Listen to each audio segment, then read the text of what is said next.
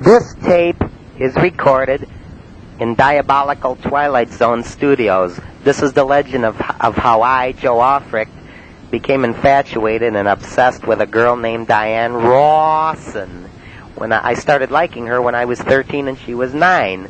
By the time I was 17 and she was 13, I got sick of her not paying attention to me and my lack of balls in being able to approach her and tell her that I like her and ask her out, and my lack of social skills in general. And I figured if I got put in the psych ward, they'd teach me how to be more social, and maybe I could even come out and know how to win my way into Diane Rawson's heart, or some other girl anyway. Well, this is what happened. I was in the 10th grade at St. Edward High School. That was my only year in a Catholic school, and it really sucked. I went there because the kids in the 9th grade were picking on me and wanted to kill me. I had been obsessed with Diane Rawson from the time I was 13, and now I was 17. There was maybe 1 or 2 breaks in between where I didn't like her for a while, but for the most part, I liked her through most of my teens, at least 13 to 17.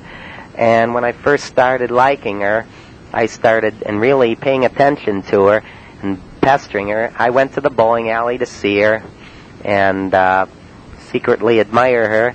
But I was calling her house, leaving her phone ring, and then hanging up and just making a nuisance of myself. I went up in front of her house, staring into it for 15 minutes, and her father came out and said, "Who are you looking for, honey?" That happened on December 1st, 1974. It was a Sunday. And I said to Mr. Rawson, no one, I was just resting. He had a butch haircut. So at that point I figured Diane Rawson liked boys with hair over their ears, so I grew mine over my ears. But this tape is mainly about how I started pranking Diane Rawson on the phone as well as pranking other people. I got started on prank phone calls mainly in the 7th grade, but I kind of started before that.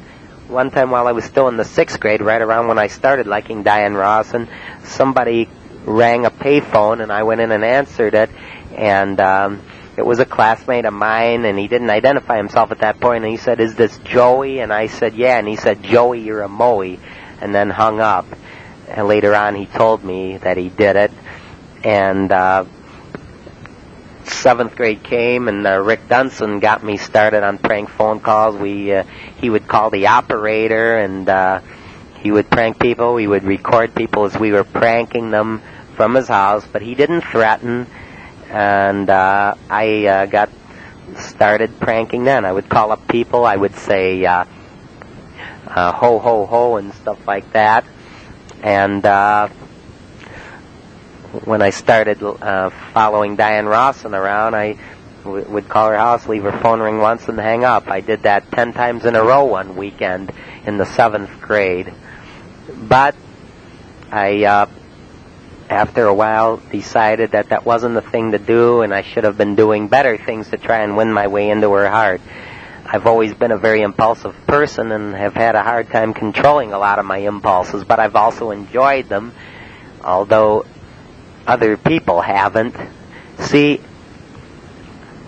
I'd like to be able to control people and get them to like what I want them to like, but unfortunately I haven't discovered a way to do that. But back to the pranking of Diane Rawson and other people. As the 7th grade went on, I managed to go for almost a whole year without pranking anybody.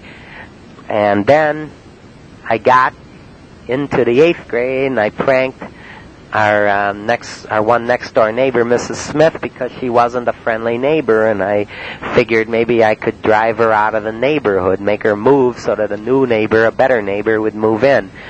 But the day I confessed it to my guidance counselor and tried to talk about it and get her to help me stop doing it, to put the want to stop doing it into me. It was later that night when I came home that my dad said that after that the phone was going to stay downstairs because he just got word from Mrs. Smith that I was pranking her on the phone. And I got punished for it. and I laid off because of that. But 3 months later, I was pranking people again.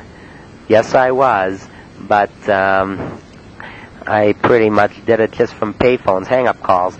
I started pranking my ex-friend Rick. He was becoming an enemy. We were starting to not get along, and one night on a Sunday night, I gave him 6 hang-up calls, or 6 calls where I just let the phone ring once or twice and then hung up. And the next day in school, Monday, I said, "Hey, Rick, I know who called your house last night making those prank calls. It's a kid down my street named Eric Geisman. He hates your guts and he wants to kill you." That was a classmate of Diane Ross, and Rick knew right away from the way I was talking it was me, and I started saying, "No, it wasn't," because I know what I was doing at all times of the day. And he said, "Yeah, Joe, first you put your pajamas on, then you turned out the lights, then you made the prank phone calls," because I asked him what time the calls came in, and he told me, and I said, "Well, they couldn't have, because I had the lights off and I was in bed by 9 o'clock for school this morning." And he said, "Yeah, first you put your pajamas on, then you turned out all the lights, then you made the prank phone calls." And I told him, "Well, before that I was busy watching Disney World and this other show." And Doug said, "Yeah, but you probably called during the commercial breaks." And this one girl in class heard me talking about it with Rick, and she told me that I was a kook. Later on in the year, I was with my mom at the supermarket, and not in Fairview Park where I live, but in one of the other suburbs, because she preferred a particular supermarket over in the other suburb. I said, "Mom, I want to go next door to the drugstore and look at something." She's like, "Go ahead, meet me back here." And so I went over there, took change out of my pocket, and made a couple of hang-up calls to Rick. And then the next day I had to go somewhere to help my parents with something. And when we came back, my dad went in the house first, and then he said, "Hey, Joe, come on in. Rick Dunson's on the phone." I got on the phone. He started bitching at me, saying that if any more phone calls came in, he was going to report it to the cops. And I started saying, "I don't know what you're talking about." And I said, "Mom, Rick's accusing me of pranking his house." And she got on the phone and asked when I did it, and Rick said when it happened.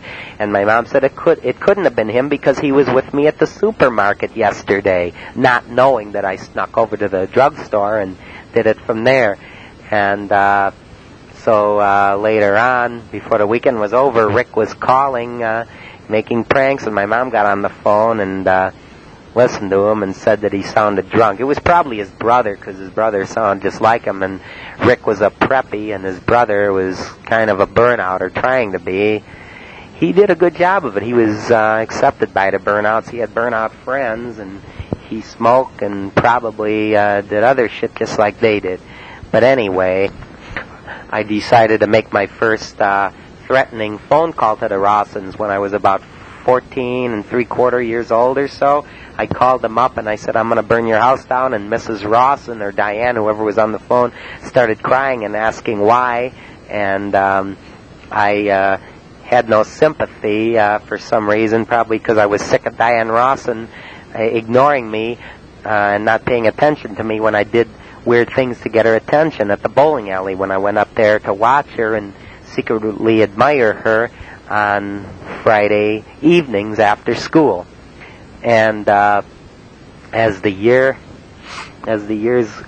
time went on, I can remember my dad having an argument out on the front lawn with Mrs. Smith about her sons running over our lawn with their cars, and he was saying, "What's the problem? My kid hasn't been pranking your house anymore." And she's like, "Oh yeah, he did it a few more times." From school, that is. Hang-up calls.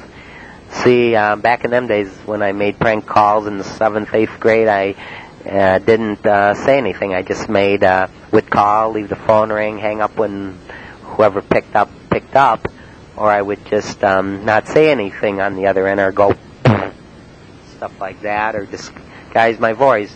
By the end of the 8th grade, I called up this one kid from my class who I had an altercation with earlier. We were supposed to be getting along, but I blew it by calling his house and saying that I was Rick Dunson, and he got pissed at me, and he got somebody else to try and give me a hard time as they as he and the other kid chased me down the hall, and I kept saying I didn't do it. I even said, I swear to God. I wasn't a Satanist back in them days. I didn't consider myself one. But anyway, in the middle of the 8th grade, I lost interest in Diane Rawson for a while because she grew her hair real long, and I didn't think it looked good on her. So I lost interest, and she wasn't paying me any attention, and I was talking about weird things I did in the bowling alley to get her attention, and how I was picking on her classmates, teasing them, and how I was giving some of her female classmates a boot in the ass as they walked out of the bowling alley, and saying their names in a mocking way, and throwing paper at these girls and making a loud scream noise as they walked out. And they just ignored me. They kept on going after I threw the paper wad at them. And I was in the guidance office with my friend Doug bragging about this. And he kept asking why I did all this. And I said to get attention from the opposite sex. I was 14 at the time. And Doug said that stuff was just going to make them hate me and all that. But I didn't want to see it that way. I figured they should love me for being a maniac. I had all these fantasies about what was going to happen between Diane and I, like being able to choke on orange juice on her kitchen floor. I did that at Rick's house the year before when we were friends. When he gave me some orange juice, I figured then, just like Rick, she'd have to get me up off the floor, sit me in the chair, and go back to the phone and say to one of her girlfriends, nothing bad has happened to Joe. He just choked on some orange juice. I wanted to choke on orange juice on her kitchen floor and see what her reaction would be. I wanted to be sent back in the 7th grade, I had wanted to be sent back to the 4th grade so that I could sit next to her in class, make casual conversation with her, and say, what a gasser. What a gasser. And I imagined being in class with her and being able to say, see, she was 9 and I was 13. We were 4 years apart. I was only 3 grades ahead of her instead of 4, though, because I was made to repeat kindergarten. But I imagined myself being back there and telling her about some things I got away with at home, and imagining her saying, well, if I did that to my parents, I'd be picked up off the ground by the hair, carried to my bedroom, and sent to bed without any supper. I was so obsessed with her that when I saw a guy that I thought might be her brother or her cousin, and he was walking into the guy's John going, bnya, bnya, bnya, I started going around going, bnya, bnya, bnya. I wanted to imitate everything she did, and I wanted to imitate everything that she said and everything that anyone who was or might be related to her did. And when I saw her strumming the ridges at the bowling alley when she was on lane 1 right by the wall with her friend, the next day in the bowling alley when I bowled on Saturday morning with Rick and Lou, I started strumming on the ridges on the wall pretending it was a harp, just like Diane. And when she grabbed her friends and would shake them in a joking way, next day I was in school grabbing my friend Rick by the arms and shaking him. When I saw her grab her mom's wrists, all excited, I ran to Rick the next day in school and grabbed his wrist. It wasn't a fag thing or nothing. I was just trying to imitate Diane Rawson. The reason I was in love with her is because she reminded me of myself in many ways, but in certain ways different. And I wanted to be the one that would corrupt her and lead her astray, turn her from a good little girl into a bad little girl. And a lot of the things that she ignored me for, she should have been running up to me saying, "Oh, you're so cute when you do that." This one time I was staring into Diane's house, and her father came out and said to me, "Well, who are you looking for, honey?" But after the prank phone call where I threatened to burn her house down, and the crying, I think later on I might have felt bad about it. And I wanted to become a more normal person, but I just couldn't control my impulses. But I managed to go without making any more threatening calls to her, at least as far as I remember, for another year, from 14 3/4 to about 15 3/4 years old. And so when I was just about 16, I called up one day and said, "I'm going to kill you," to Diane when I got her on the phone. And she said, "Why are you saying all those mean things to me?" So I said to her, "I beat off." And she said, "What does that mean?" And I said, "I rub my dick and it feels real good." And she clicked the phone up. She hung up. So I called back a minute later, and Mrs. Rawson answered the phone. I said, "I'm the one that called Diane and said all those things." And she said, "Well, why do you do that? Do you have some sort of a problem or something?" And right around that same time, maybe a couple months apart or so, I called up pretending to be Steve Evanoff, one of her male classmates who I at times followed around town and tormented, not to be gay or nothing, but because I figured that by picking on him, it would get back to Diane that I was a maniac, and she would love me for being a maniac, or should. I figured that she would think I was really bad. See, I was often the person who just didn't like to face reality, didn't like to see things as they really were. But anyway, yeah, every Friday in the 7th grade, I was always up to the bowling alley to secretly admire her. We were thrown out of the bowling alley, us older kids, because they felt we were distracting the younger kids. But I would always try to sneak back down, and the PTA mothers and the bowling alley owner would get mad, come after me, and make me leave. And sometimes this one kid, Dale Given, would get mad at me and come up to me, punch me in the arm, and intimidate me and his friends too. And then I would leave. And one time, the bowling alley owner, while I was waiting at the door for 5 o'clock to come around when we were allowed to go back down, he came out and said to me, "Don't you go down there, I'll pull your ears off." And luckily, Diane Rawson's bowling team was one of the last to finish up.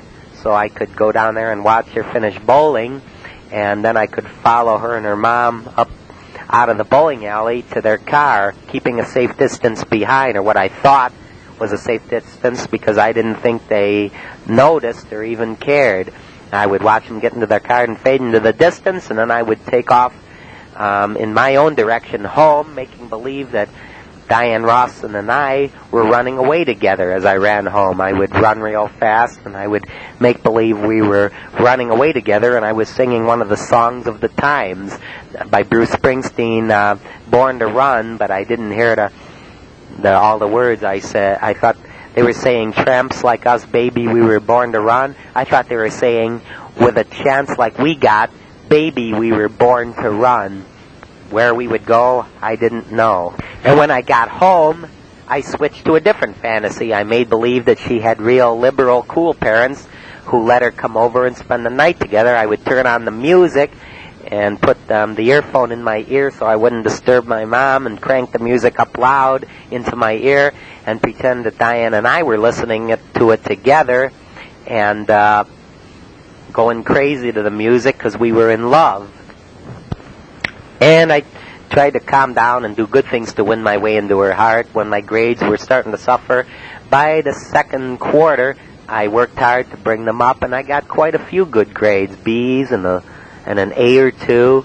And that was after the school counselor said that I was at that point in no position to get very good grades, and my mom was saying, "Mr. Donachie, you'll be flabbergasted." And I thought to myself, well, Diane Rawson would be proud of me if only the word would get back to her. Plus, I tried to write a book so I could get it published, and Diane Rawson would then know who I was, and I could win my way into her heart. And I even tried to grow a pine tree and even a banana tree so that I could become a famous horticulture person, tree grower, and maybe I could win. Maybe that was a path to Diane Rawson's heart. Anyway, there I was at 15 3/4 years old, and the threatening call I made where she said, "Why are you saying those mean things to me?" And I called up talking in a high voice to disguise my voice, pretending to be your friend Kathy Eckelman, and it just so happened she was over at Kathy Eckelman's at that time. And so Mrs. Ross knew it wasn't me. When I called up pretending to be Steve Evanoff, she knew it wasn't me. And one time I talked to Diane pretending to be Steve Evanoff. And right after that, I went to Steve Evanoff's house and stood outside in front of his yard where I wasn't even welcome, and started singing out loud and saying, I'm your classmate Steve Ozer. I fell off my bike and broke my leg. And he came out and said, he thought I was just goofy. But anyway, I said to him, hey, I called up one of your classmates pretending to be you and asking for a date. I did it to the tallest girl in your class. He's like, Diane Ross? And I said, yeah, that's right.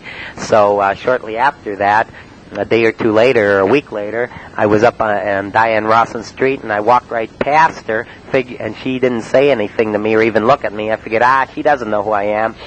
And I was going to walk down her street, but I didn't feel like doing it. I figured, I'll just turn around, go back, and she'll just ignore me. And but she was over there talking to Jody Freshwater and Mike Giles, and they both knew me. Jody Freshwater knew me since second grade, and while I was walking past their house, they said, hey, Joe, come on over. Tell us about that incident with Diane here you were involved in. I said, what are you talking about? And Mike Giles said, come on now, you know what I'm talking about. You like Diane. You were up at the bowling alley. You went up there and asked for a date. I'm like, what bowling alley? Diane Rawson's like, do you know the bowling alley up in Fairview? And Mike Giles says, well, do you not know the bowling alley in North Olmsted? Yeah, just being facetious. And I said, what makes you think I would do something like that? And Diane Rawson said, well, perhaps you said something to Steve Evanoff. And Mike Giles said, yeah, you did. And I kept saying, what are you talking about? And they kept insisting, you know what I'm talking about. And then Jody Freshwater changed the subject and said, what's that shirt you're wearing? Is that John Travolta? Do you think you're John Travolta? It says up your nose with a rubber hose. I said, well, I'm just wearing it because I like to look physically attractive. And then one of them said to Diane, Jody Freshwater said to Diane, do you like being physically attractive? And she's like, oh, yeah, all the time. And we got into a conversation about my calling Diane. I said, I didn't call Diane. The only one I've asked out is Kathy Dunham, because I did call her up asking her Kathy Dunham out. I'll get to that story about Kathy Dunham in a minute. Anyway, finally they said, okay, you can go now. And I said, c'est la vie. And I left. I had also said to them before I left, so you guys aren't mad at me, I'm not in any trouble? And they said no. And I said, you promise? And Diane's like, yeah, we promise. And I left. And right around that time, shortly before that, I had been telling people that I was in love with Kathy Dunham. I was really confused. I didn't know who I should like. Diane Rawson was, 4 years younger than me, and I kind of liked her a lot and couldn't help liking her. But at the same time, my friend Doug had been making me feel guilty about it, and I just didn't have a mind of my own at that time. If I had it to do over again, I would just have concentrated on Diane Rawson. But I was confused, and I was liking several different girls at once because I wasn't sure whether to stay back there and mature or to force myself to be mature and like girls in my own grade. Well, I was telling people I liked Kathy Dunham, who actually was a grade behind me and 2 years younger.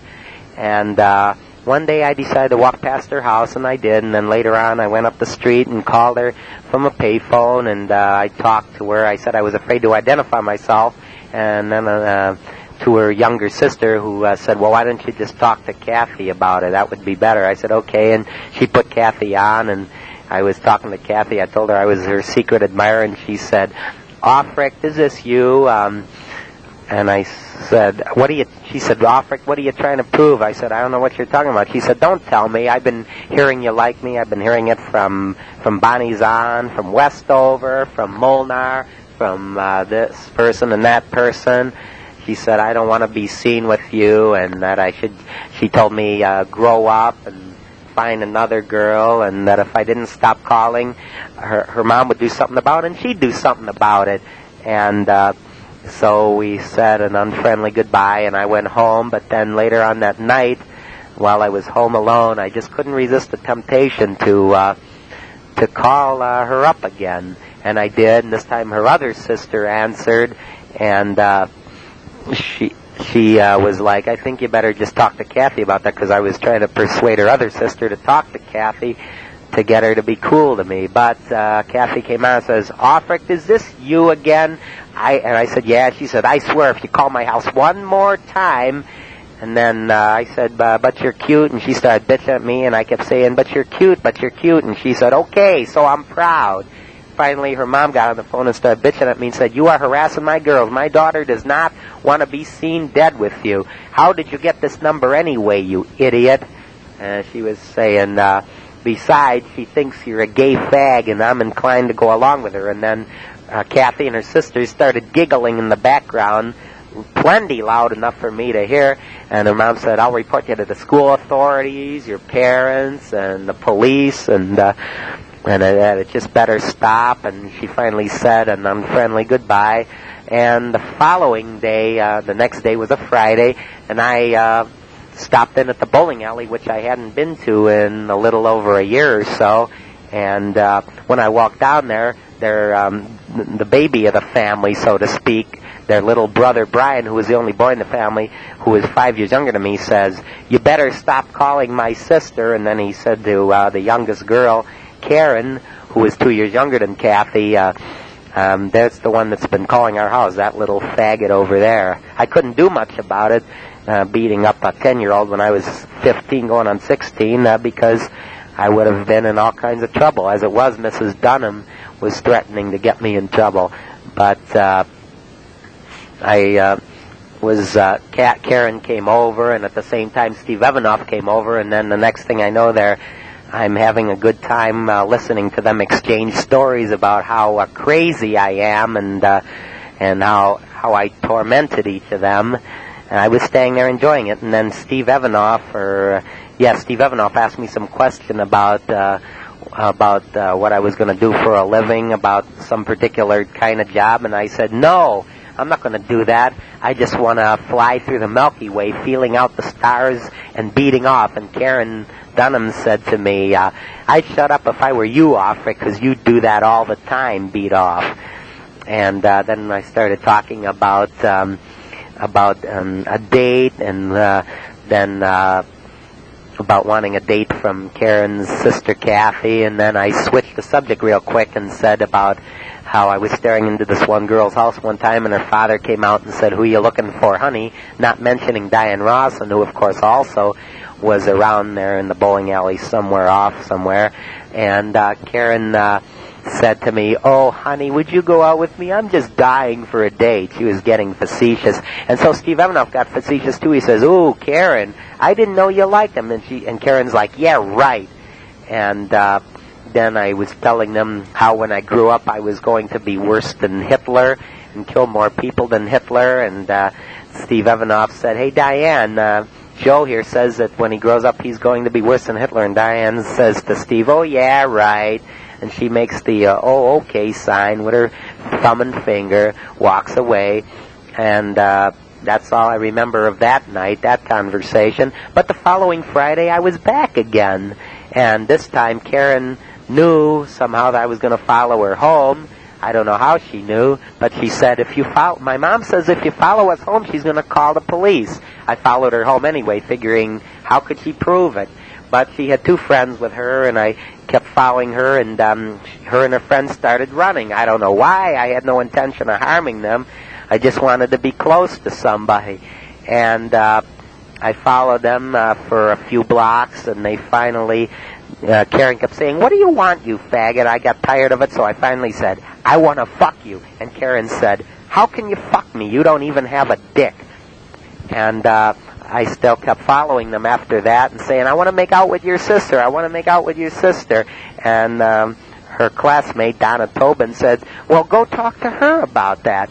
And then they arrived at this rock garden outside a restaurant, and they went into the rock garden and started picking up these little rocks, and I knew just what they had in mind, so I took off, and being real skinny as I was, I could run real fast, and I was out of sight before they could even aim the first rock, and off around the corner, out of sight, out of mind. And the following Monday or so, Tuesday, whatever, I was called down to the guidance office, and Officer Nippenberg of the Fairview Park Police was there, and he warned me to stay away from the Dunham girls, or he would have to take the complaint she made on me down to juvenile court. And then later he called my mom and recommended psychological counseling, so I had to go see a mental health counselor once a week. My mom paid for it.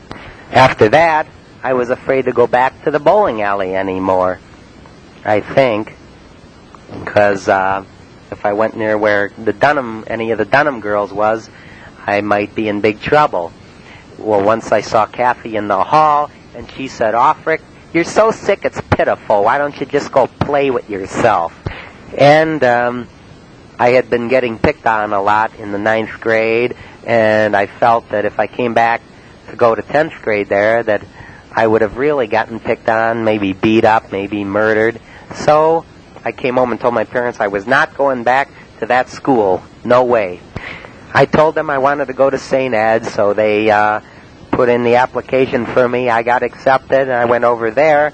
But Rick Dunson had started going there for 9th grade, and I should have known better because I knew damn well he was there. And there was this other kid who didn't like me who was there, and he spoke up. And Rick Dunson probably, no doubt, said some things about me too, only behind my back. And pretty soon, everybody knew who I was, and I was unpopular in St. Ed's. And there was a girl there that was, it was a boys' school, but I was in band, and from St. Augustine's, the girls came over to St. Ed's for band. And there was this one girl there that kind of reminded me of Diane Ross in a little bit, but she kind of reminded me of this other girl I liked too, so I saw a little of those two girls in her, so I kind of had my eyes on her for a while. It didn't really last or amount to much of anything, and later on, still some other girl reminded me of Diane Ross, and I went with her and the other people in the band in the school band to Disneyland, and I got kind of touchy with her, and at one point there when I was running my hand up her leg, she kicked me in the stomach, and then I writhed in pain for a minute or two, and then said, "Why do you do that? It was a shock to me." And she said, "Well, it's a shock that you run your hand up my leg," and then said, "I wish you'd leave me alone." And so anyway, I was ready by the end of the 10th grade to start pranking again. As a matter of fact, I was pranking my ex-friend Doug because he still was pissed at me for the things I had been doing in the past in school. Because from grade 5 to grade 8, he had been trying to help me be a normal person and act like everybody else, which I very rarely, seldom did.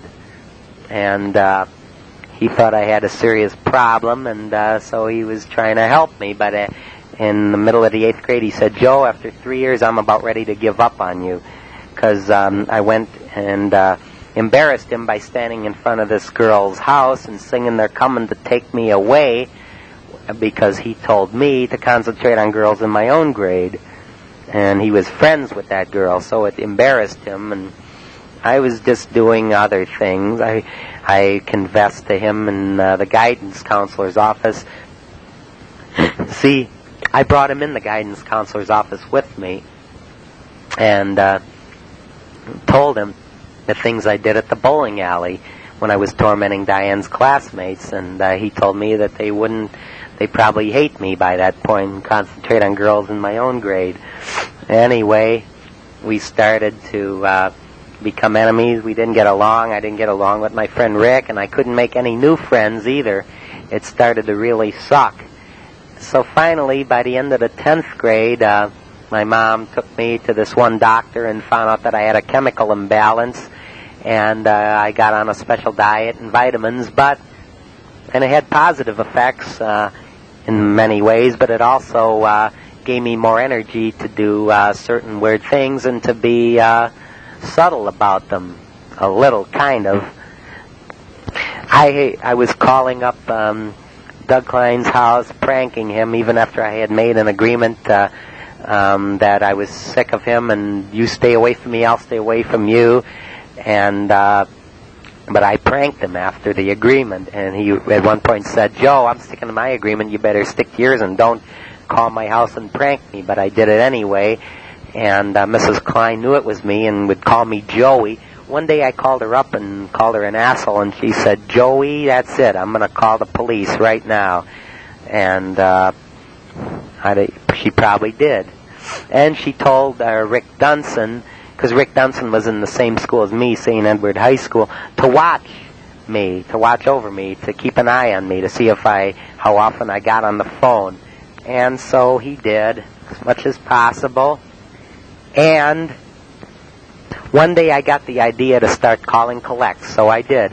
I started calling Mrs. Klein collect and got a big kick out of hearing her say, "Operator, where's the call coming from?" And one day I decided, after all kinds of hang-up calls to the Rawsons, to give her a collect call. And so I did, and she said, "Is that you, creepo?" thinking it was just another one of those hang-up calls, or one of those calls where you call and you don't say anything on the other end. And the operator said, "Collect call from Mr. Rawson," because I used the name Mr. Rawson on the collect call when the operator asked for my name. And Mrs. Rawson laughed, embarrassed, thinking, "Oh my God, I called my husband a creepo." So when I got on the phone, I started making noises at her and saying weird things to her. And she said, "Isn't this my husband?" I said, "No." And she said, "Well, then why did you say you were Mr. Rawson?" And she kept probing, trying to find out who it was. And so finally I decided to have a little fun. I said, "This is Doug Klein." And I asked, "Do you know me?" And she said, "No, but I know your mom." And she said, "Wouldn't your mom be a little disappointed if she knew you were doing this stuff?" And when I called Mrs. Rawson a few times and pranked her, and I started laughing, and she said, "Are you finished, creepo?" And I was making noises at her like, which is supposed to be an ejaculation noise. And then she said, "Can't you do anything else besides make those noises?" And I said, and I started whistling. I went. She's like, "Oh, you can whistle." And I kept going. She's like, "Oh, cut it out. Can't you do anything else besides..."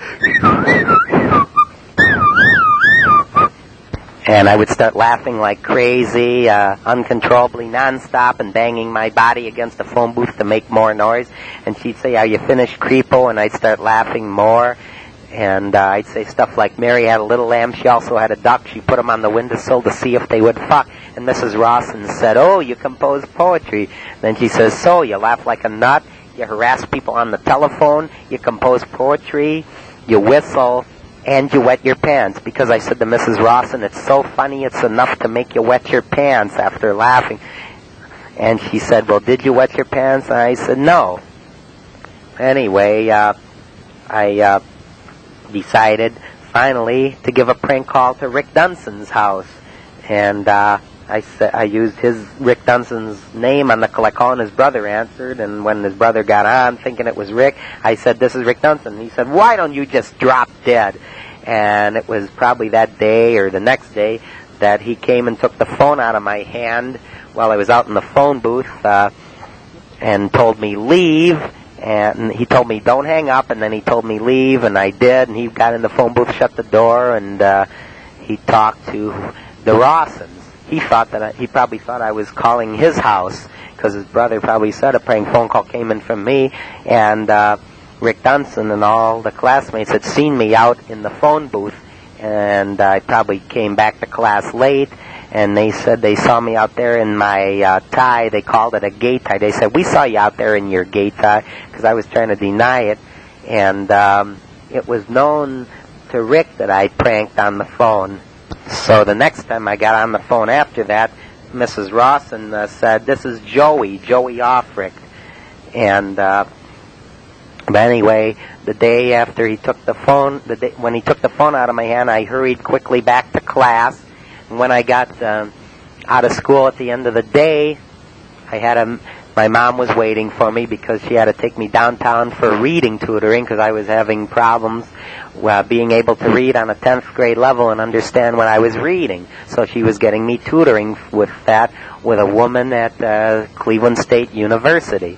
And so the car battery was dead, so she gave me bus fare, and I went down on the bus, and then I met my dad afterward, and him and I went back to where my mom was on the bus together, and we called up a tow truck. They came and got us in our car, and then they dropped me off at home while they went with the tow truck driver to the repair shop.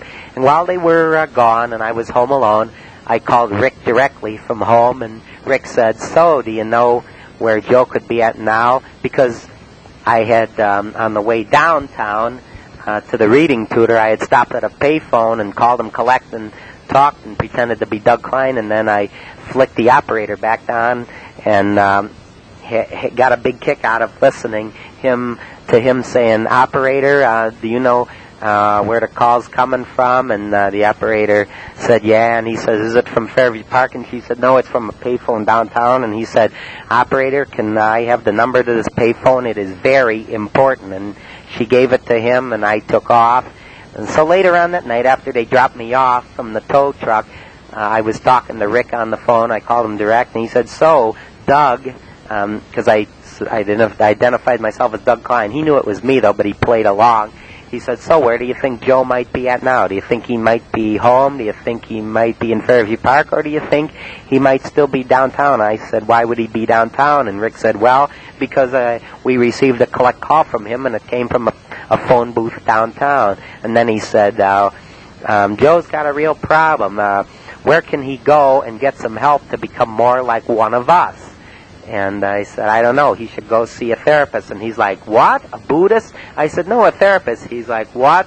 The orthodontist?" I said, "No, a therapist." And he's like, "What? A sadist?" I started laughing. I threw myself on the floor, and I said, "Oh, forgive me." He's like, "What, Joe? I mean Doug." And I said, "Oh, forgive me." And he says, "Wait a minute, I hear an airplane." And there was an airplane hovering overhead at my house. And then I started laughing because of that, and again, and saying, "Oh, forgive me, Rick." And then he's like, "I just heard another airplane," and I laughed a little more. He kept me laughing, and then finally we said goodbye, or I just hung up. And then the next day was a Friday, and he stayed home, and he kept saying to the operator when I called, he was home sick or something, or trying to see if phone calls would come in, and he was listening to me on the phone when I would call, and then he would say to the operator, "Where's this call coming from? I need the number. It's very important." Because I would call people collect, the Dunsons, the Rossons, the Kleins. I would talk for a couple minutes, and then I would hang up and then call back, go and then hang up again, go to another payphone and call for another 2 minutes, and then hang up, go to another payphone. And I just kept calling from different payphones and enjoying hearing them take down the numbers of all the different payphones that I was at. And Rick had reported me, and the Rossons had reported me, and Mrs. Klein had said, "Wouldn't your mom be a little disappointed in you if she found out you were doing this?" And she called Mrs. Klein, and it was known that that's probably why Rick ran out and took the phone from me, because Mrs. Klein probably reported it to him. And at that night when the tow truck dropped me off and my parents, Rick, and I was on the phone with Rick, Rick was saying, "He's been threatening Rossins." I said, "Who's the Rossins? Isn't it Rossins?" He said, "Yeah, Rossins. Their daughter goes to junior high." Because, see, I had been calling up Mrs. Rawson saying, "I'm going to rape your daughter." And Mrs. Rawson said, "Well, why would you want to rape my daughter?" I'd say, "Oh, just for fun." And that was because Mrs. Rawson said, "Why do you want to prank us like this? We never did anything to you. Our daughter never did anything to you." And so it was at that point I figured that they were worried about the safety of their daughter, so I decided to have fun giving them something to really worry about.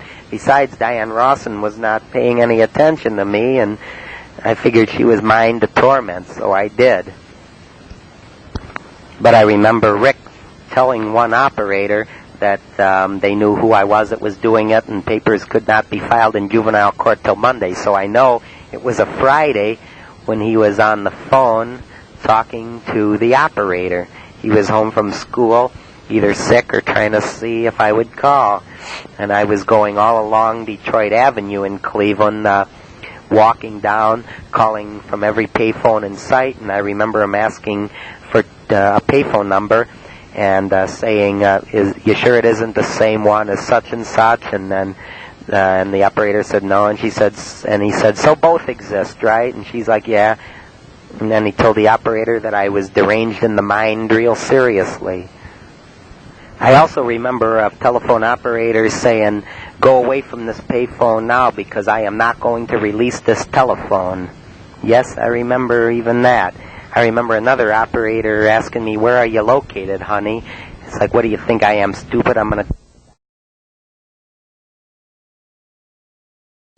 Remember after school, one day going out to the airport to make prank phone calls, and I found a room full of payphones.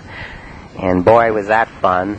And I went to other parts of the airport because there was payphones all over that big Cleveland Hopkins airport. I remember sitting in a phone booth with a seat and a light, turning the light on, calling the Rawsons. Well, first I called Rick Dunson, and I was eating my lunch as I talked to him. I was chewing on some nuts, some peanuts, and Rick says, "What are you eating, Doug?" Because I used the name Doug on the phone. And then I called Mrs. Rawson because I wanted her to say, "What are you eating, Doug?"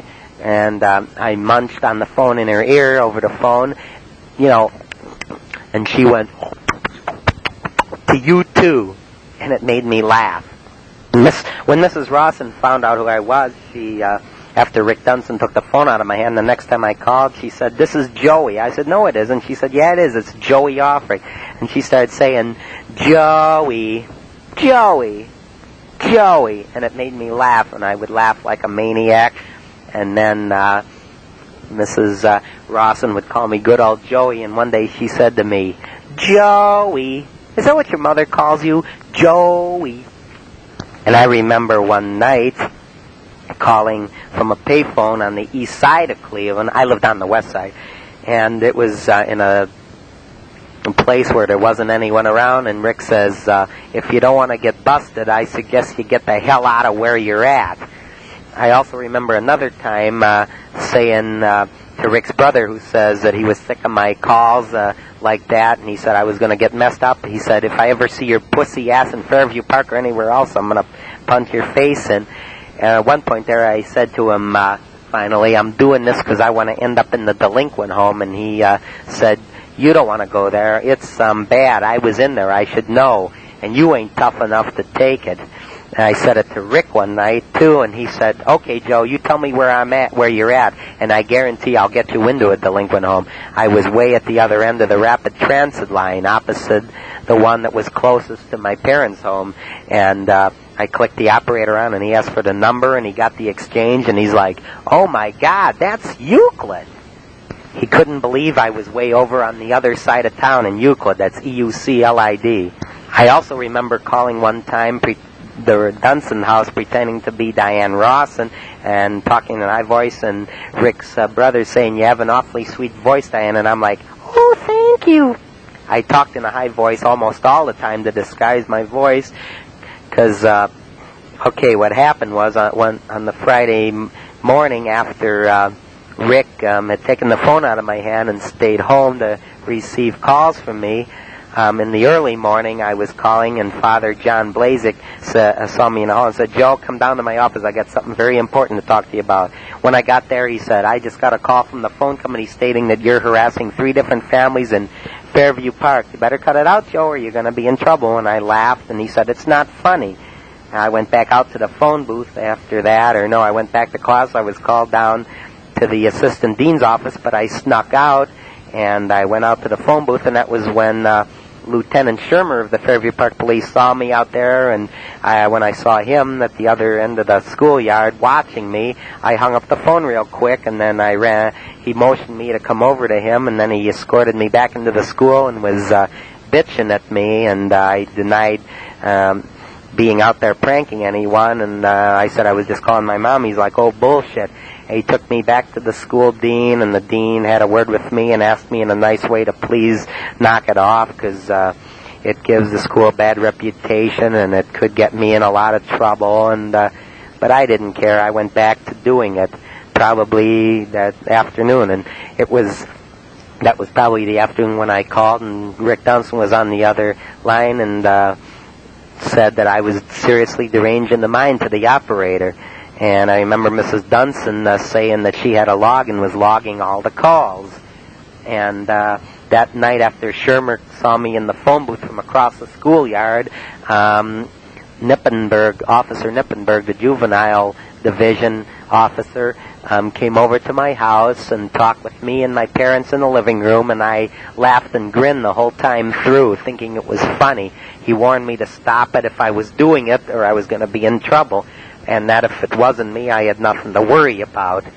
And whenever I called Mrs. Klein, after I knew the police were trying to catch me, I'd say to her, "You haven't caught me yet." Yeah, like that. I said, "You haven't caught me yet." And she'd say, "Well, Joey, I'm not chasing you." I remember saying it to Mrs. Rawson, "You haven't caught me yet. The police still haven't caught me yet." And Mrs. Rawson said, "Oh, police haven't caught you yet? You must be pretty smart." Yep, going from one payphone to the other, calling collect and spending only 1 or 2 minutes on the phone and saying to Mrs. Rawson, "I'm going to rape your daughter."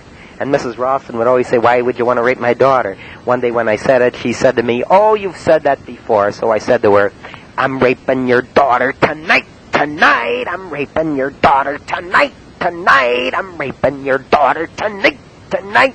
And then I hung up the phone, only to call back a minute later, and she accepted the collect call. She accepted all my collect calls. She must have loved talking to me. She'd whistle back at me, and she even... I even had conversations with her. I remember some of them. Like one time she said to me, "So what else do you do besides call people on the phone and all this silly stuff? Did you watch the Olivia Newton-John special on TV last night?" And I said, "No, I watched Hee Haw." She said, "Hee Haw? It figures." Another time, I figured that Mr. Rawson hated long hair on boys and men, so I said to Mrs. Rawson, "It's fun to have long hair." And Mrs. Rawson said, "Why, do you have long hair?" And I said, "Yeah." And she said, "Last time I saw you, you were bald."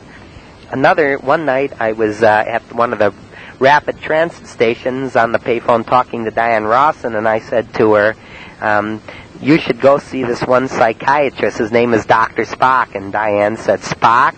Why? Do you think there might be something wrong with me?" I was also laughing at something she said, or the way she reacted to something I said, and as I was laughing, I said, "Look at all the heaven creatures dancing on the lawn." And she's like, "What?" And I said, "Look at all the heaven creatures dancing on the lawn." And she said, "Joey, you're a faggot."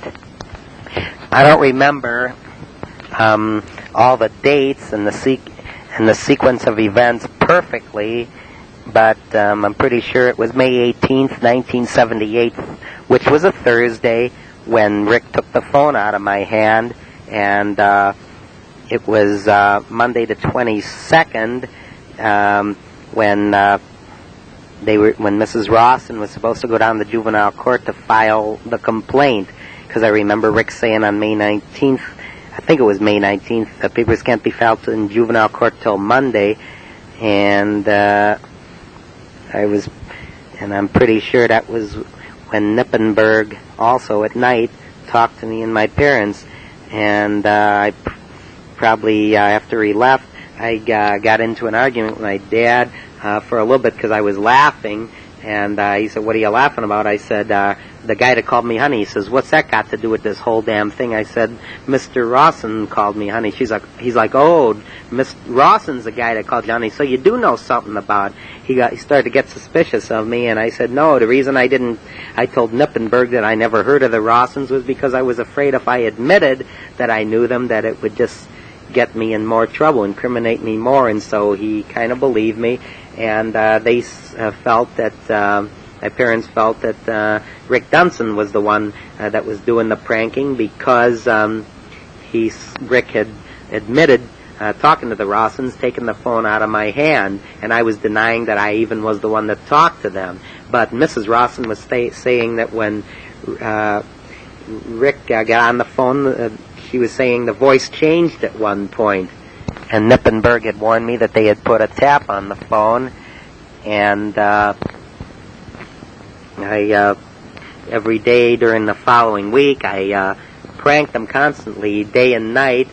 And I remember one night, I stayed out late, and it was a school day. The next day, I was downtown at the Public Square Terminal Tower, calling from payphones, both inside and outside the Terminal Tower and on Public Square.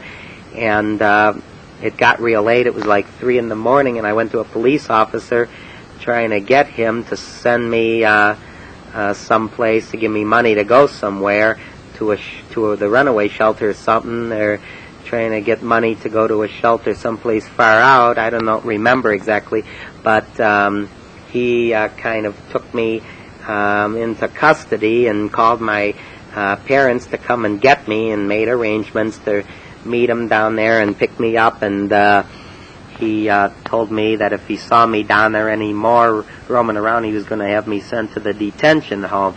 He told me, you want to roam the streets, you do that out in Fairview Park. He said, next year when you're 18, you can roam the streets down here all you want. So my dad had to come down to Public Square at 4:30 in the morning and take me home. We had an argument, and I used that as an excuse to run out, but the officer, of course, didn't care about that. He said, don't you think when your parents yell at you, it's for your own good? So my dad came, he says, why did you run out? We didn't threaten you or anything. He took me home, and I went to bed, and the next day I just slept in and didn't go to school. I remember another time during the 2-week pranking period before I got caught, which was on June 1st, where I was either homesick or I avoided getting on the phone, managed to control myself for a day, and when I couldn't hold off any longer and I went back to the phone the next day, Mrs. Rawson wondered where I was that day. I said, I'm unpredictable. I told them I was out sick or I had to go to the doctors, whatever it was, and Mrs. Rawson said, oh, so now you're back in business. In fact, I was so crazy, I would stop into dry cleaner places and other places where there was clerks working, where there was a payphone, and call and then hang up, and the operator would ring the phone back trying to get someone's attention so they could get me nailed, but I would run out the door and run away and be out of sight before anything could be done. And I think I was crazy enough to return to the same place the next day, or maybe even hours later or something, I don't know, and then do it again and quickly run out and get caught. I was playing games. I was having fun. I also remember going downtown into the department stores, where the department stores that had 9 floors, and going up and down the escalator and stopping at payphones at the bottom of the escalator and pranking, and then the operator would ring the phone back, and I'd jump on the escalator and run up to the next floor or down to the next one or up a few more. And I remember being up at one of the credit offices, and there was a payphone there, and I was calling from that payphone, and then after the operator wouldn't release the line, I'd take off and go to another payphone, and I remember calling, and then the operator would ring the phone back, and I'd run down the escalator and call from another payphone, and then out the department store, and down to the rapid transit, using payphones there. And I remember calling Mrs. Rawson one day from the rapid transit right by where the transit train pulls in, like a kind of a subway, sort of, and saying that I was at the bowling alley. And Mrs. Rawson said, what are you doing up there at the bowling alley? Looking at all the cute girls? and then I flicked the operator back on as if I had hung up, and Mrs. Rawson was asking the operator where the call came from, and the operator said downtown, public square, and Mrs. Rawson said, well, how could it be? He said he was at the bowling alley, and the operator said that I was lying. I remember calling from the public square terminal tower one night asking for Diane. It was like midnight, and Mrs. Rawson went and said, Diane, telephone, and she left Diane talk to me.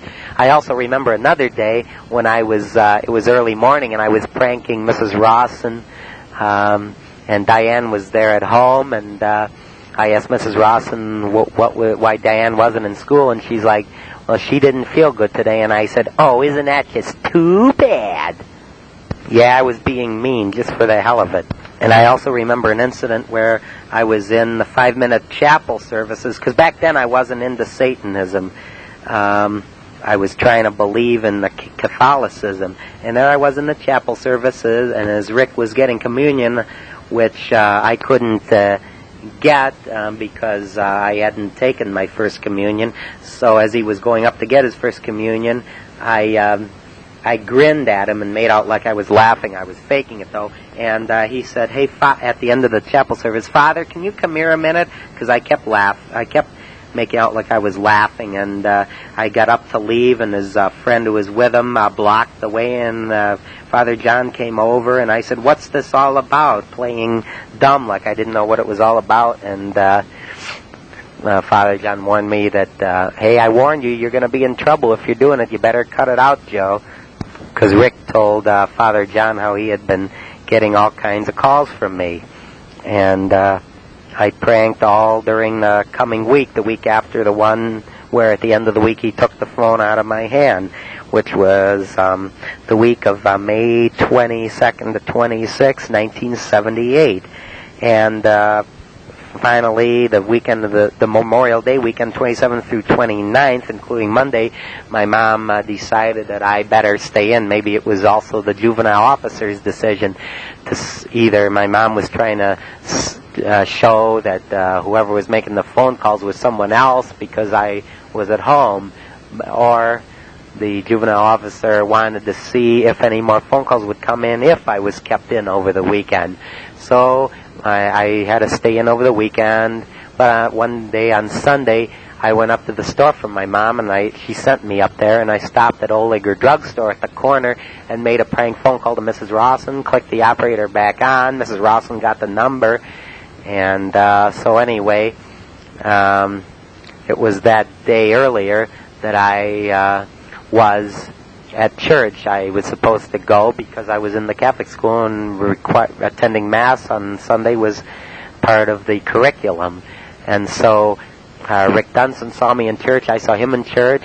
And when Tuesday came after Memorial Day weekend, I was wearing the same pants to school because I liked them.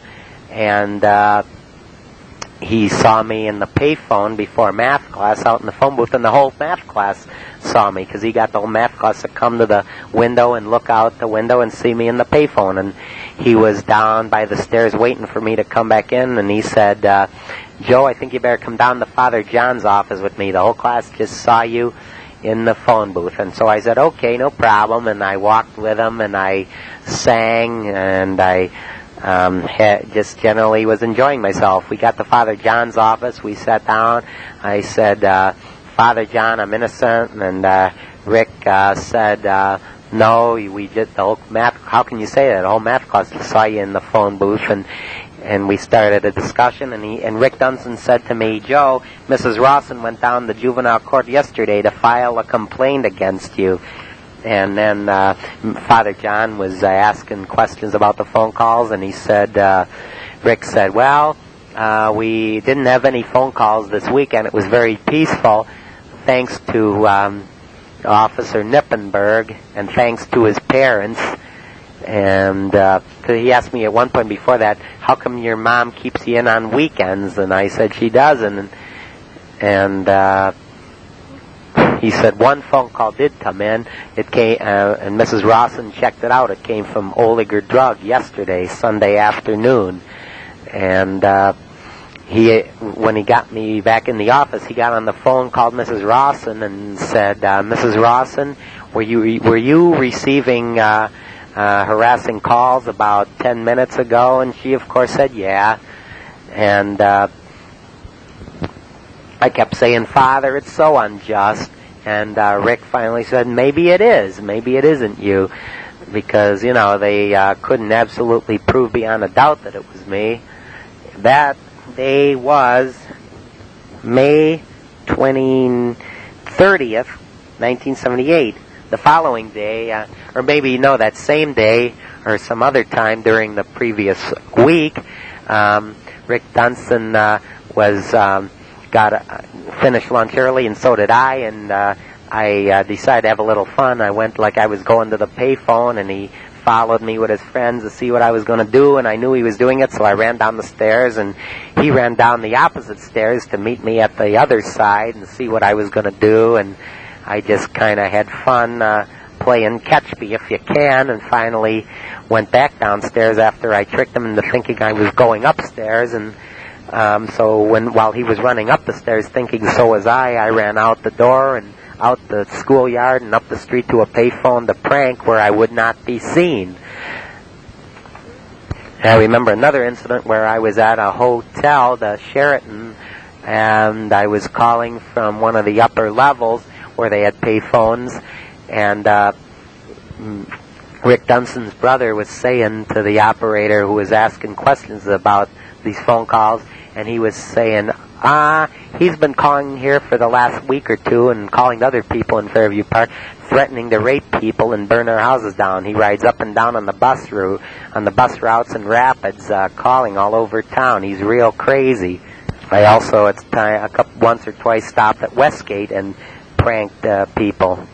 But one night during those 2-week periods before I got busted on June 1st, I had an argument with my parents off of phone calls, and I guess it was that Friday night, maybe after Nippenberg talked to my parents and I caught a bus out to the county line and walked into the next county, and I stopped at a couple payphones there, and I was saying to Rick on the phone call, you'll never guess where I'm at. And he said, Joe, I don't really care where you're at, because usually he would try to play guessing games with me. But I called from payphones out there, and it was much harder to trace because, as I remember it, the operators didn't know what the payphone number was. They didn't have the sophisticated equipment. That was still somewhat more primitive than where I was at. And they didn't have caller ID and, automatic trace and all that back then. Things were a lot different. Things weren't as advanced as they were then. And if you were getting annoyance calls, you had to get a tracer put on the phone, special equipment. But anyway, calling collect from payphones wasn't too smart, but I would always move from one to the other, and so it was hard to catch me. But getting back to that incident where I ran away, I walked into the next county, and I ran upon a Methodist church, and I walked into the yard. I saw a van coming, and I kind of stopped the guy, and I told him I was a runaway and needed some help, and he had a little kid with him, and he put me in the van. Told me to come with him. I got in the van, and he took me to his house, fed me some peanut butter crackers and juice, and called another guy to take me to a runaway shelter, and I was taken there that night. I spent the night at the runaway shelter, and they contacted my parents, who came and got me the next morning, and we went, and I went with my parents shopping at the West Side Market like it was really no big deal at all.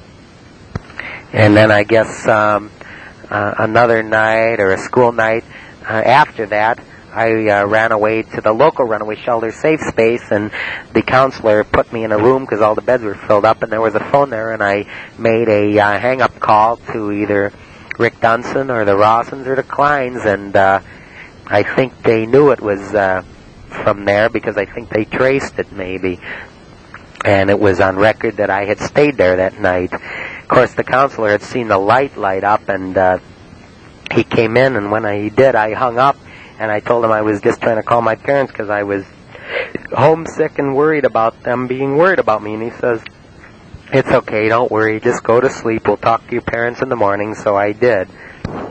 Anyway, on May 30th, 1978, which was a Tuesday, Rick Dunson knew it was me out in the phone booth because I was wearing the same pants that I had worn to church 2 days before.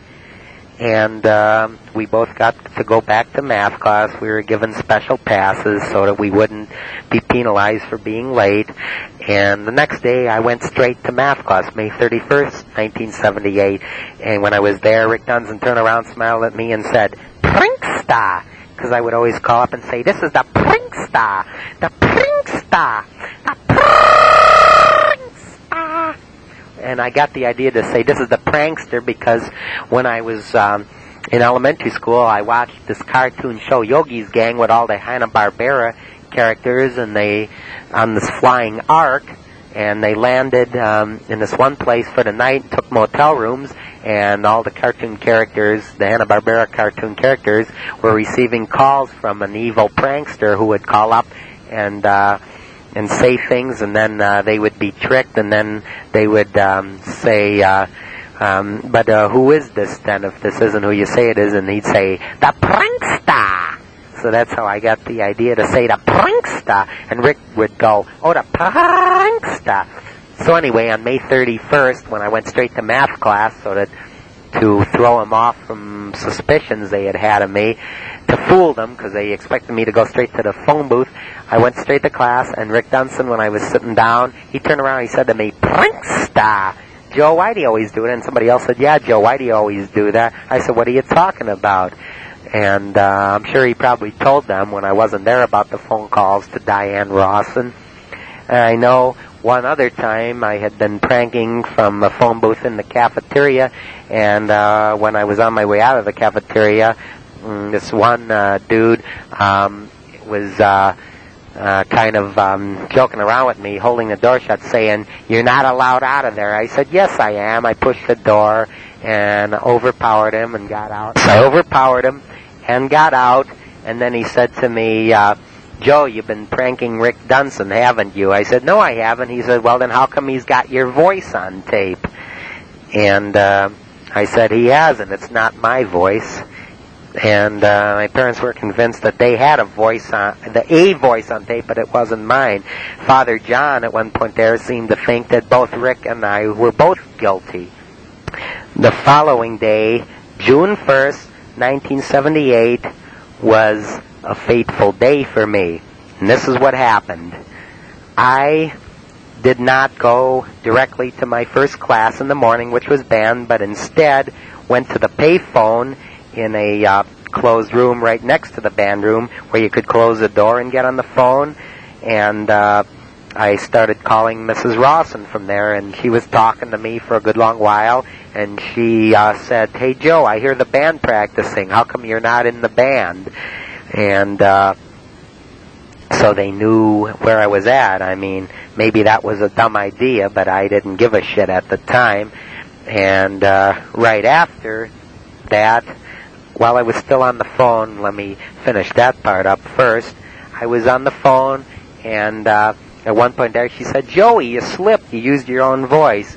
It was at that point I said, "I'm going to start being mean from now on, mean and nasty." And I started saying, I started getting a little belligerent, although I didn't really feel belligerent. I was just fucking with her. And she said, "Joey, why are you being so nasty all of a sudden?" And the phone had a short circuit in it, and so all of a sudden the talking part went dead. The wire was frayed or something, but I could still hear her on the other end, and she's like, Joey, I know you're still there," clicking the receiver. And I finally, when I realized I could not talk into it and she couldn't hear me, she couldn't hear a word I was saying, but just kept saying, Joey, I know you're still there," as she clicked the receiver, I hung up the phone, and I just decided to lay off for a little bit because it was almost time to go to homeroom. So I went to homeroom, and I got a notice from the assistant dean of men to come up to his office. But I left, and I decided I wasn't going to his office. I was going to walk out the door and go make some more prank phone calls. And Brother Jerome suddenly appeared there in the hall and said, "Hey, Joe, come here." And I took off. I ran, and he could not go after me. He was too overweight and old. he probably would. Well, he wasn't really that old. I'd say like in his 40s or so. I ran out the door and I ran down the street and went to a payphone. And while I was down there, Mrs. Rawson left me talk to her daughter. They probably were using Diane as bait. And I was on the phone talking to her for quite a while. And at one point there, I remember saying to her, "You're cute." And she's like, "You think so?" And I went, and she's like, "Did you throw a kiss at me, Joey?"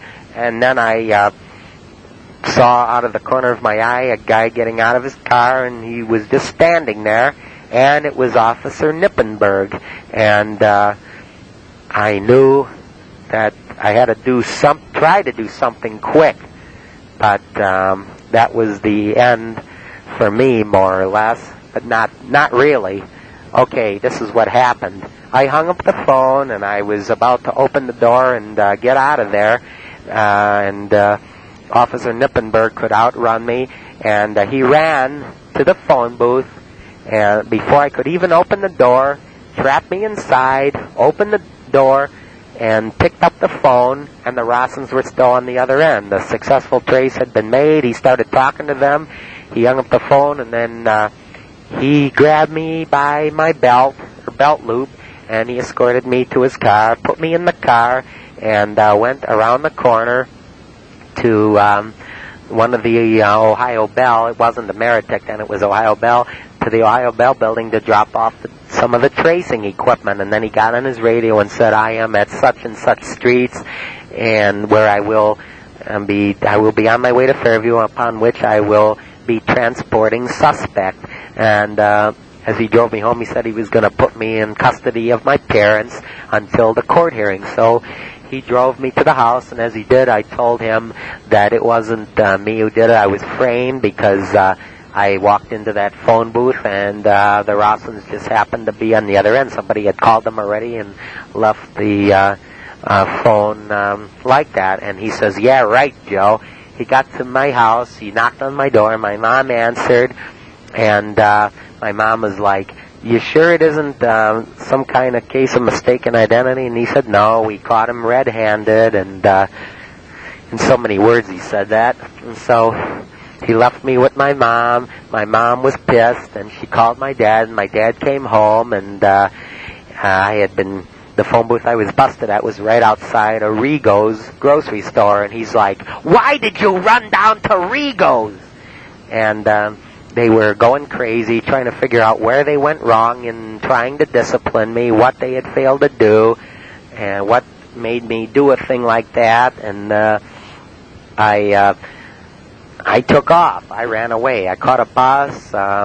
It took me out to the next suburb, which was North Olmsted, halfway to the county line or so. I stopped in a Denny's or Sambo's restaurant, whatever it was called back then, and called the Rossens or somebody, or just some of her friends, Kathy Eckelman, Janet Thomas. I remember Janet Thomas's mom, she called the operator a bitch, not knowing it was me that was doing the pranking. But anyway, I caught a bus the rest of the way out to the county line, and when I got to the county line, I hitched a ride up on the turnpike, and got a ride from a guy who claimed to be a social worker working at the multi-service center, and he drove me out to Norwalk, and he stopped at a Protestant church, and I tried to get them to help me. I asked myself if they would help me. They said they couldn't. They were getting ready to go on a vacation trip.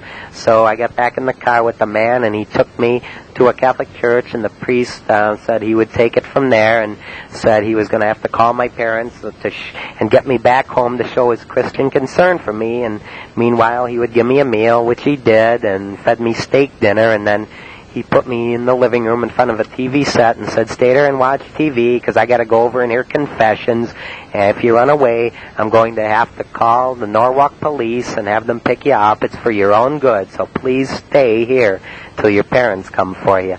So I did. I watched TV, and then my parents showed up in a few hours or so, and we talked for a while, and I denied that I was the one who did it, and the priest kept standing there praying for me and talking to my parents, and we eventually left, went home. It was a long, quiet drive home, although my dad was pretty disgusted and didn't even want to talk. He was so disgusted. And when we got home, yes, June 1st was a very fateful day, and I'm pretty sure it was that same day that I ran away. Yes, it was. Pretty sure. And I was expelled, suspended permanently from St. Ed's, and I had to go back to take my final exams in the assistant dean's office.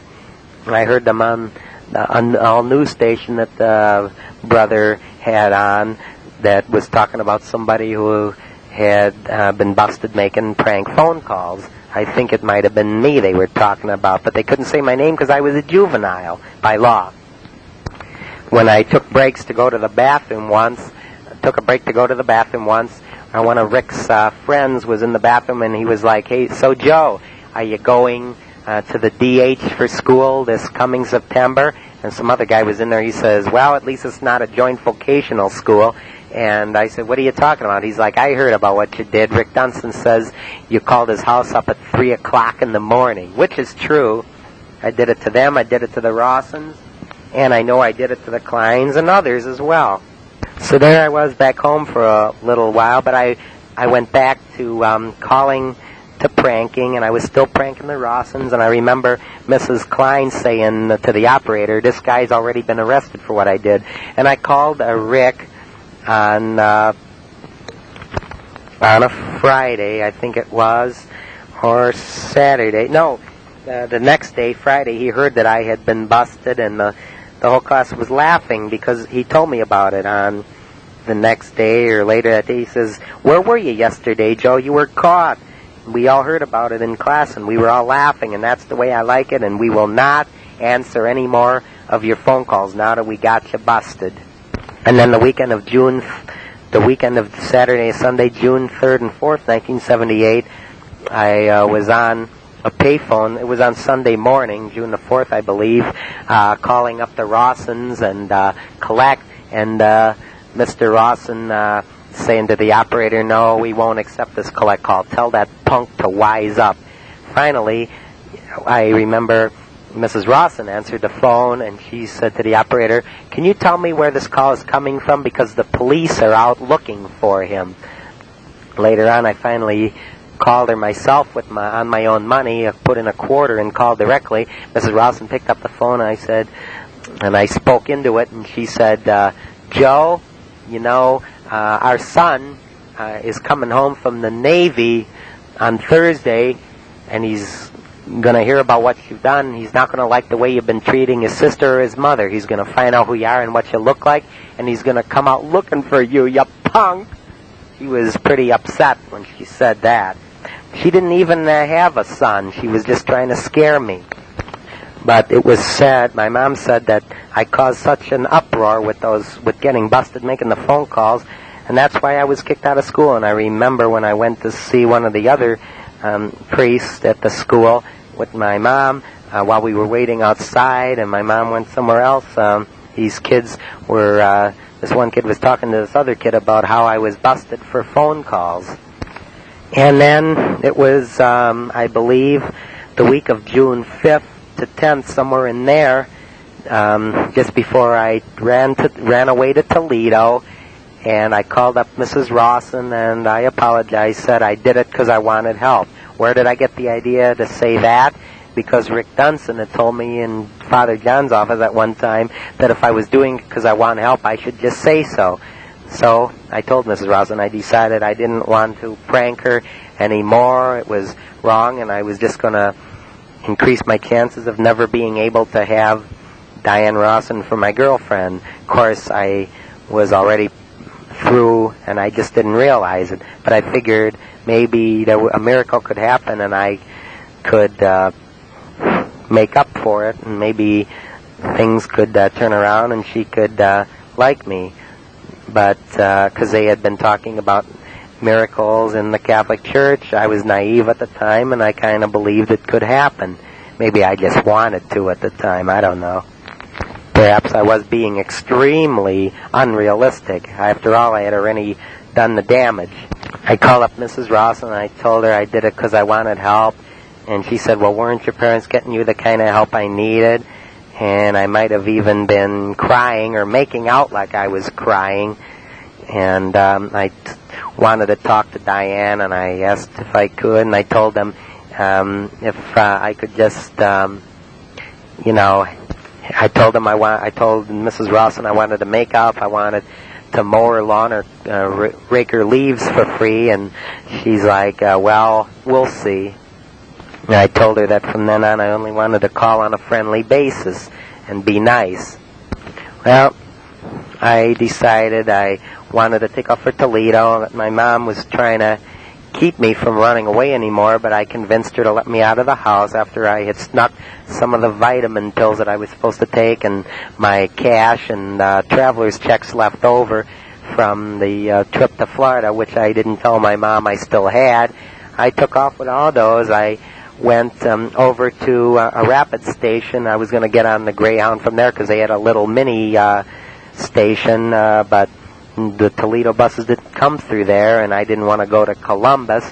Meanwhile, I pranked people, not the Rawsons, because I had already apologized, made an agreement with them, and that was Diane Rawson was somebody I was trying to be nice to and care about, and her family, too, and respect.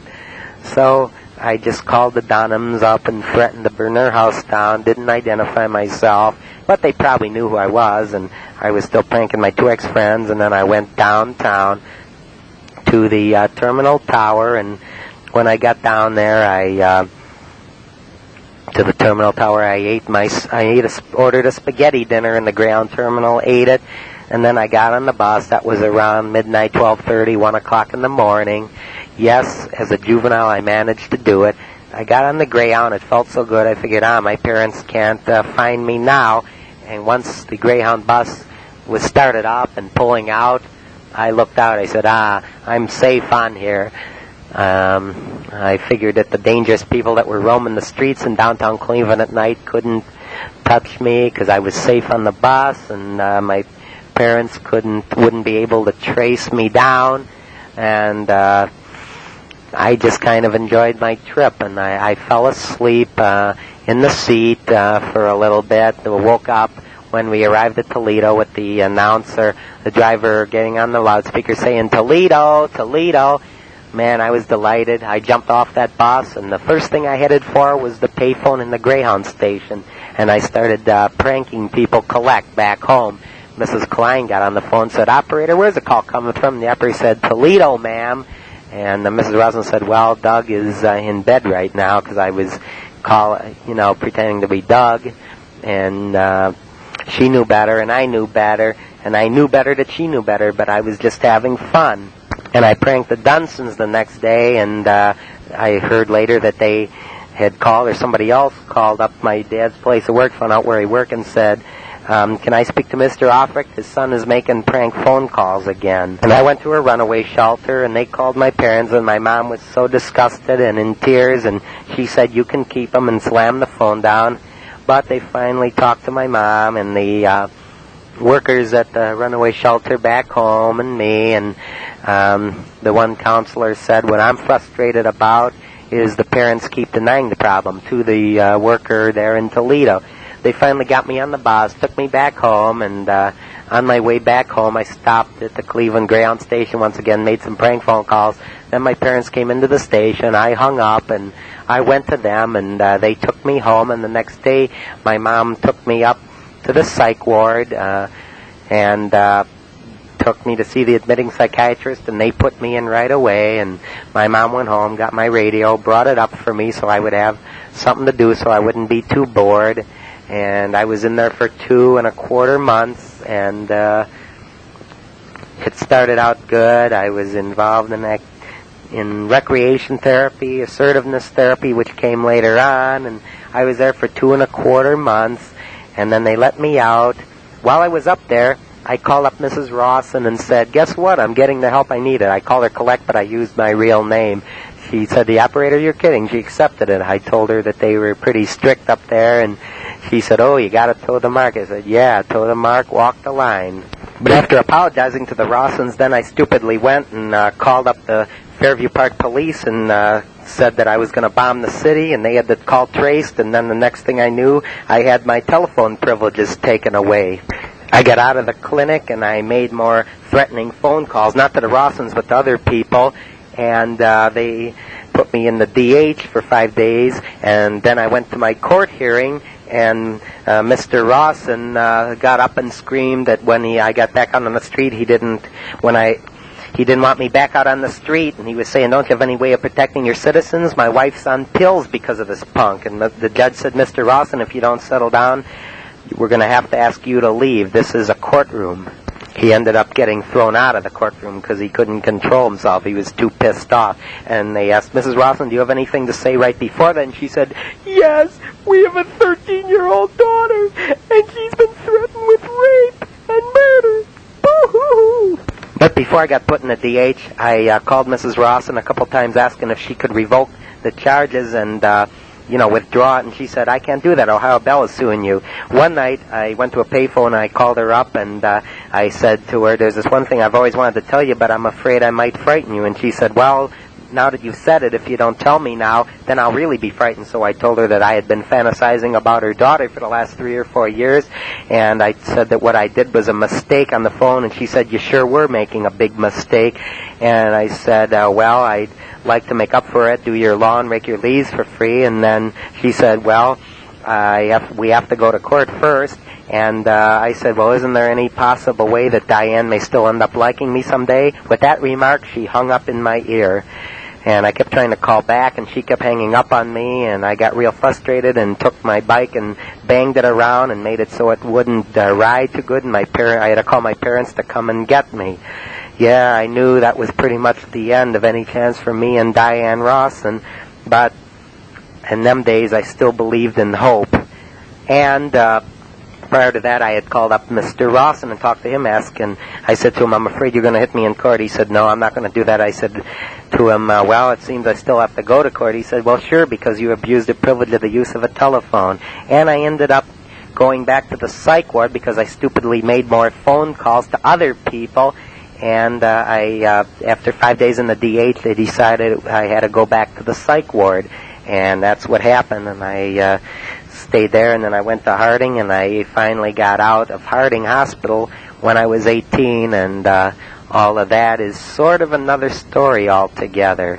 After the psych ward got me, I never bothered Diane again. I went on sadly, but I got over it. But I still like to travel back in time and fantasize about how it could have been, and I like to make jokes about what did happen. Hope you enjoyed this tape, because that's the end. No more time available. Bye.